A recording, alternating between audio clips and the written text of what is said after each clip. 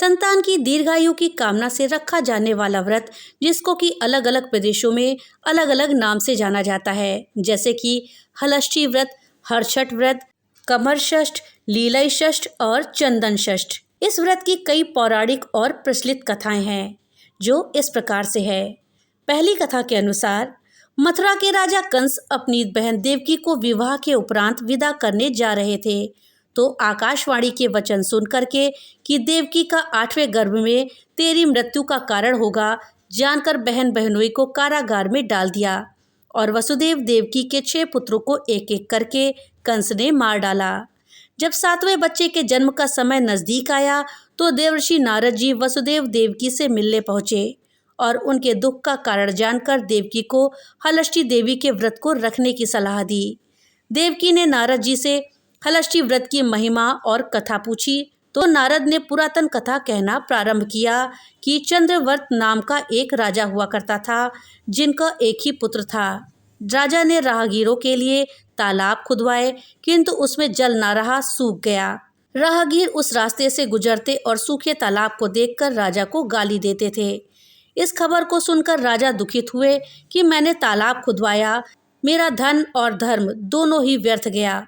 उसी रोज रात को स्वप्न में वरुण देव ने दर्शन देकर कहा कि यदि तुम अपने पुत्र की बलि तालाब में दोगे तो जल भर जाएगा। सुबह राजा ने स्वप्न में कही बात दरबार में सुनाई और कहा कि मेरा धन और धर्म भले ही व्यर्थ हो जाए, पर मैं अपने पुत्र की बलि नहीं दूंगा। यह बात लोगों से होती हुई राजकुमार तक पहुंची, तो वो सोचने लगा कि यदि मेरी बलि से तालाब में पानी आ जाए तो लोगों का भला होगा। यह सोचकर राजकुमार अपनी बलि देने के लिए तालाब में बैठ गया। अब वो तालाब पानी से लबालब भर गया। जल के जीव जंतुओं से तालाब परिपूर्ण हो गया। इकलौते पुत्र के बलि हो जाने से राजा दुखी होकर वन को चला गया। वहाँ 5 स्त्रियां व्रत कर रही थी, जिसे देख करके राजा ने कौन सा व्रत आप कर रही हैं और क्यों कर रही हो, ये पूछा। इस पर स्त्रियों ने हलष्ठी व्रत की संपूर्ण विधि विधान बता दिया। उसे सुनकर राजा वापस नगर को गया और अपनी रानी के साथ उस व्रत को किया। इस व्रत के प्रभाव से राजपुत्र तालाब से जीवित बाहर निकल आया। राजा परिवार सहित हलष्ठी माता के जयकार करके सुखपूर्वक निवास करने लगे। अब नारद जी ने देवकी से हलष्ठी व्रत की अन्य कथा कहना शुरू किया कि उज्जैन नगरी में 2 सौतन रहती थी। एक का नाम रेवती और दूसरी का नाम मानवती था। रेवती को कोई संतान नहीं थी, जबकि मानवती के 2 पुत्र थे। रेवती अपने सौत के बच्चों को देखकर हमेशा सौतिया डाह से जलती रहती और उनके पुत्रों को मारने का जतन ढूंढती रहती। एक दिन उन्होंने मानवती को बुलाकर कहा कि बहन, आज तुम्हारे मायके के कुछ राहगीर मुझसे मिले थे। उन्होंने बताया कि तुम्हारे पिताजी बहुत बीमार हैं और वो तुम्हें देखना चाहते हैं। पिता की बीमारी को सुनकर मानवती दुखी हुई। रेवती कहने लगी कि बहन, तुम शीघ्र अपने पिता से मिलने चली जाओ। तुम्हारे आने तक मैं बच्चों का ध्यान रखूंगी। सौत के बात को सच मानकर और अपने पुत्रों को रेवती के हाथों सुरक्षित देखकर मानवती पिता से मिलने मायके चली गई। अब रेवती बच्चों को मारने का अच्छा मौका जानकर उन दोनों को मारकर जंगल में फेंक आई। इधर मानवती जब मायके पहुंची तो पिता को स्वस्थ देखकर पिताजी से अपनी सौत की कही बातों को कह शुक्ल क्षेम पूछती है। अब मानवती के माता पिता ने अनहोनी के संदेह से पुत्री को जाने को कह दिया, किंतु मानवती के माता पिता ने कहा कि पुत्री, आज हलष्ठी माता का व्रत का दिन है, अतः तुम भी पुत्रों की दीर्घायु की कामना से ये व्रत करके आज की जगह कल चली जाओ। माता की सलाह मानकर मानवती पुत्रों की स्वास्थ्य की कामना से हलष्ठी माता का व्रत धारण कर दूसरे दिन अपने घर को निकल गई।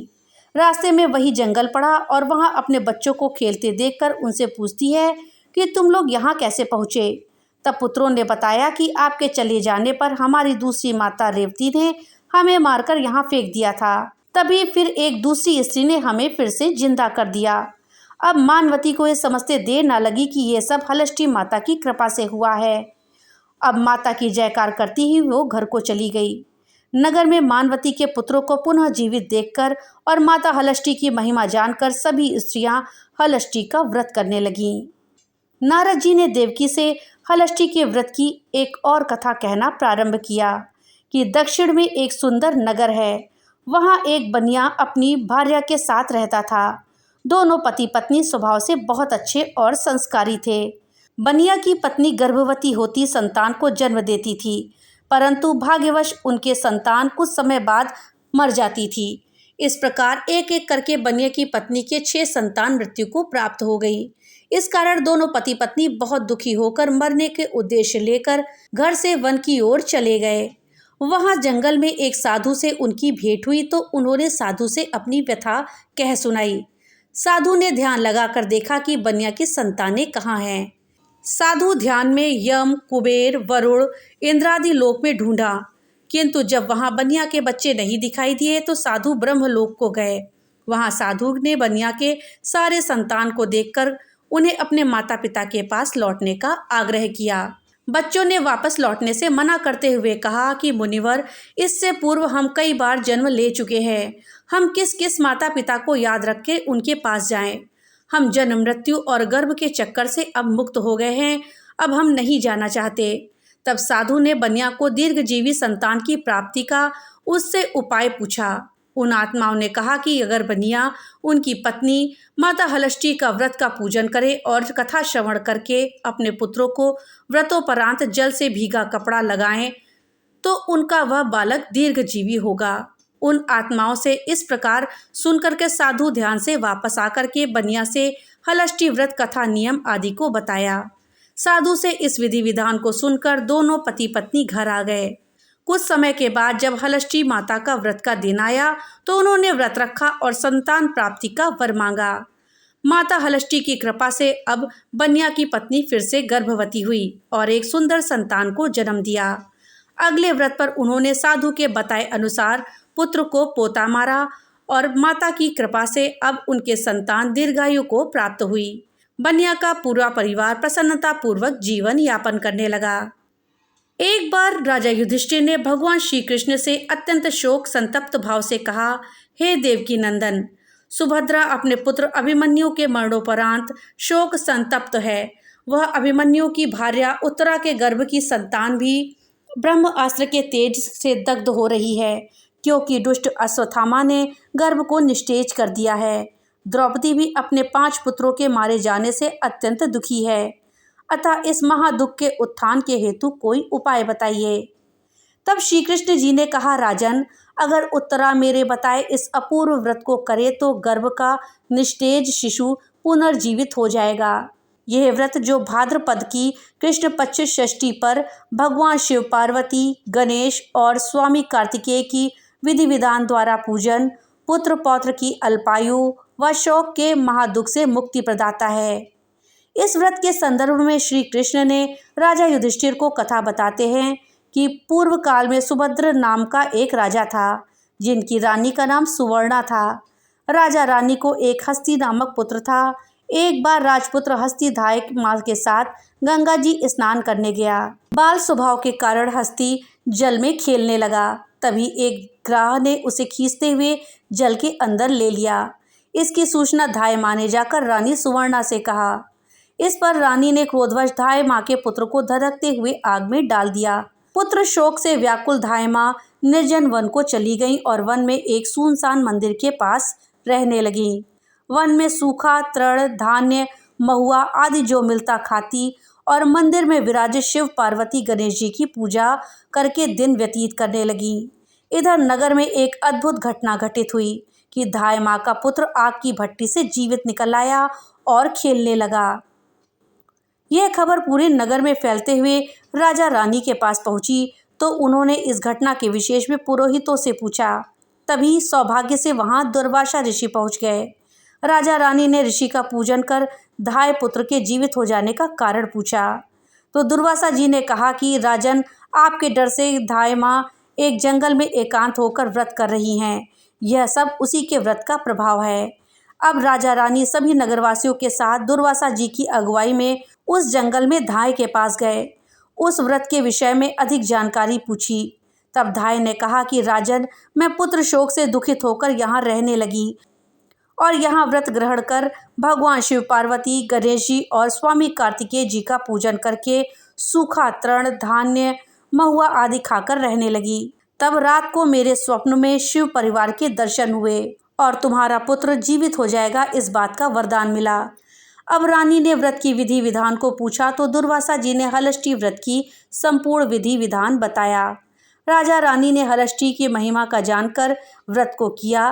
व्रत के प्रभाव से राजपुत्र हस्तिग्राह के चंगुल से छूटकर खेलते हुए नगर आ गया। अपने पुत्र को पाकर राजा रानी सुखी हुए और धाय भी अपने पुत्र के साथ प्रसन्न होकर के निवास करने लगी। वही बालक हस्ती आगे चलकर परम प्रतापी हुआ और अपने नाम से हस्तिनापुर को बसाया। इसी प्रकार भगवान श्री कृष्ण ने युधिष्ठिर से हलष्टी व्रत की महिमा का ज्ञान देते हुए कहा कि हलष्टी व्रत कथा पहले नारद जी से सुनकर मेरी माता देवकी ने इस व्रत को सबसे पहले किया, जिसके प्रभाव से उनके आने वाली संतानों की रक्षा हुई। अब भगवान श्री कृष्ण से सुनकर युधिष्ठिर ने इस व्रत को उत्तरा द्वारा करवाया। व्रत के प्रभाव से उत्तरा का अश्वत्थामा द्वारा नष्ट किया गया गर्भ पुनः जीवित हो गया और प्रसव पश्चात बालक का जन्म हुआ, जो कालांतर में राजा परीक्षित के नाम से प्रसिद्ध हुआ। ये थी हलष्टी व्रत की पौराणिक कथाएं कि किस प्रकार से हलष्टी व्रत की शुरुआत हुई। इसके अलावा भी कुछ अन्य प्रचलित कथाएं हैं जिनके बारे में विस्तार से सुनिए। वीडियो में आगे बढ़ने से पहले आपसे एक छोटी सी रिक्वेस्ट है कि अगर अभी तक आपने वीडियो को लाइक नहीं किया है तो कृपया वीडियो को लाइक कर दें और ज़्यादा से ज़्यादा शेयर करें, जिससे कि जानकारी अधिकतर लोगों तक पहुंच पाए। और हाँ, अगर चैनल पे नए आए हैं तो चैनल को सब्सक्राइब कर दें और बेल आइकन दबाना ना भूलें, जिससे कि मेरी वीडियो सबसे पहले आप तक पहुंच सके। तो चलिए वीडियो में आगे बढ़ते हैं। पौराणिक कथा के अनुसार प्राचीन काल में एक ग्वालिन थी। उसका प्रसव काल अत्यंत निकट था और एक ओर वो प्रसव से व्याकुल थी तो दूसरी ओर उसका मन गौरस यानी कि दूध दही बेचने में लगा हुआ था। उसने सोचा कि अगर प्रसव हो गया तो गौरस यूं ही पड़ा रह जाएगा। यह सोचकर उसने दूध दही के घड़े सर पर रखे और बेचने के लिए चल दी, किंतु कुछ दूर पहुंचने पर उसे असहनीय पीड़ा हुई। वो एक झरबेरी की ओट में चली गई और वहां एक बच्चे को जन्म दिया। वह बच्चे को वहीं छोड़कर पास के गांव में दूध दही बेचने चली गई। संयोग से उस दिन हलष्टी का व्रत था। गाय भैंस का मिश्रित दूध को केवल भैंस का दूध बताकर उसने सीधे साधे गांव वालों में बेच दिया। उधर जिस झरबेरी के नीचे उसने बच्चे को छोड़ा था, उसके समीप ही खेत में एक किसान हल चला रहा था। अचानक उसके बैल भड़क उठे और हल का फल शरीर में घुसने से बालक मर गया। इस घटना से किसान बहुत दुखी हुआ, फिर भी उसने हिम्मत और धैर्य से काम लिया। उसने झरबेरी के कांटों से ही बच्चे के चीरे हुए पेट में टाके लगाए और उसे वहीं छोड़कर चला गया। कुछ देर के बाद ग्वालिन दूध बेचकर वहां आ पहुंची। बच्चे की ऐसी दशा देखकर उसे समझते देर न लगी कि यह सब उसके ही पाप की सजा है। वो सोचने लगी कि अगर मैंने झूठ बोलकर गाय का दूध ना बेचा होता, तो गांव की स्त्रियों का धर्म भ्रष्ट ना किया होता, तो मेरे बच्चे की ये दशा ना होती। इसलिए मुझे लौटकर ये सब बातें गांव वालों को बता करके प्रायश्चित करना चाहिए। ऐसा निश्चय करके वो गांव में पहुंची जहां उसने दूध दही बेचा था। वो गली गली घूमकर अपनी करतूत और उसके फलस्वरूप मिले दंड का बखान करने लगी। तब स्त्रियों ने स्वधर्म रक्षार्थ और उस पर रहम खाकर उसे क्षमा कर दिया और आशीर्वाद दिया। बहुत सी स्त्रियों के द्वारा आशीर्वाद लेकर जब वह पुनः झरबेरी के नीचे पहुंची तो ये देखकर आश्चर्यचकित रह गई कि वहां उसका पुत्र जीवित अवस्था में पड़ा था। तभी उसने स्वार्थ के लिए झूठ बोलने को ब्रह्म हत्या के समान बताया और कभी ना झूठ बोलने का प्रण लिया। हलष्टी व्रत की दूसरी कथा के अनुसार एक बार काशीपुरी में देवरानी और जेठानी रहती थी। देवरानी का नाम तारा और जेठानी का नाम विद्यावती था। दोनों ही नाम के अनुरूप तारा उग्र स्वभाव की और विद्यावती अति दयालु थी। एक दिन दोनों ही ने खीर पका करके ठंडा करने के लिए खीर को आंगन में रख दिया और अंदर बातें करने के लिए बैठ गईं। तभी दो कुत्ते खीर देख करके खाने लगे। अब आवाज़ सुनकर दोनों देवरानी जिठानी बाहर आईं तो अपनी खीर को कुत्तों को खाता देखकर विद्यावती अपनी खीर को जूठन जानकर बचा शेष भी कुत्ते के सामने पुनः डाल आई और तारा ने दूसरे कुत्ते को एक कमरे में बंद करके खूब मारा। जैसे तैसे वो कुत्ता अपनी जान बचा करके भागा। दूसरे दिन दोनों कुत्ते एक जगह मिलते हैं और एक दूसरे का हालचाल पूछते हैं। इस पर विद्यावती के खीर खाने वाला कुत्ता कहता है कि वो स्त्री बहुत ही दयालु थी, उसने मुझे बाकी की बची हुई खीर भी खाने को दे दी। ईश्वर करे कि जब मेरा दूसरा जन्म हो तो मैं उसकी संतान बनूं और उसकी खूब सेवा करूं। अब दूसरा कुत्ता कहता है कि मैं भी उसी औरत की संतान बनूं जिससे कि मैं उससे बदला ले सकूं। उस दिन हलष्टी व्रत था। तारा की मार से बेदम वो कुत्ता मर गया। अगली हलष्टी के व्रत के दिन तारा ने एक पुत्र को जन्म दिया। जन्म के बाद वह बालक अगली हलष्टी व्रत के दिन मर गया। इसी प्रकार तारा ने एक एक कर 5 पुत्र को जन्म दिया। उनका पुत्र 1 साल बाद हलष्टी व्रत के दिन मर जाता था, जिससे तारा दुखित होकर हलष्टी माता से प्रार्थना करने लगी। उसी रात सपने में तारा ने वही कुत्ता देखा जो उसकी मार से मरा था। कुत्ते ने सपने में तारा से कहा कि मैं तुमसे बदला लेने के उद्देश्य से तुम्हारा पुत्र बनकर आता हूँ और मरकर पुनः आता हूँ। जब तारा ने अपने अपराधों के लिए क्षमा मांगी तो उस कुत्ते ने कहा कि तुम हलष्टी व्रत करो, जिससे तुम्हें दीर्घायु जीवी पुत्र की प्राप्ति होगी। सपने में कही विधि के अनुसार तारा ने अगली बार हलष्टी व्रत को किया और माता से आशीर्वाद मांगा। हलष्टी माता की कृपा से तारा ने दीर्घजीवी संतान को जन्म दिया और प्रसन्नतापूर्वक जीवन यापन करने लगी। इधर विद्यावती ने भी हलष्टी व्रत करके माता की कृपा से एक सुंदर सुशील पुत्र को जन्म दिया और सुखपूर्वक निवास करने लगी। दोस्तों, वीडियो अगर अच्छी लगी हो तो कमेंट बॉक्स में जय श्री कृष्णा और हर छठ माता की जय जरूर लिखिएगा। तो मिलते हैं अगली नई वीडियो के साथ, तब तक के लिए राधे राधे।